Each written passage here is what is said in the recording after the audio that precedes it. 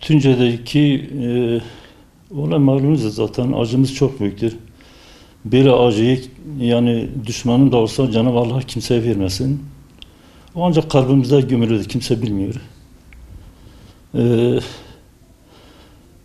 Yardıma gelince Tunceli halkına yani gerçekten buradan teşekkür ediyorum.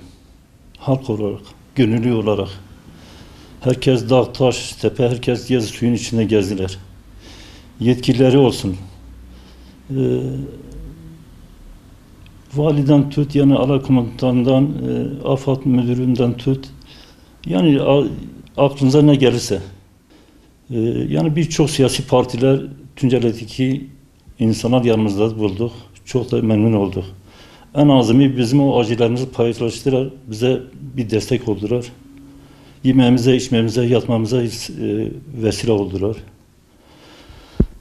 Ne yazık ki cenazemizi Elazığ'a getirirken inan ki burada beklemediğimiz bir hüsranla vardık. Buradaki yetkililerden herhangi bir destekten ziyade en azami kapımıza gelerek, evimize gelerek bir ziyarette bulunmalarını bekliyorduk.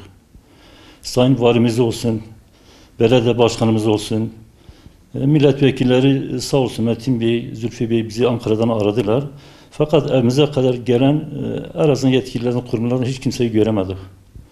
Yani buna da gerçekten hasreten çok üzüldük. Neticede bizim burada 2 tane evladımız kaybolmuş. Bunu yarın onların başına gelebiliyor.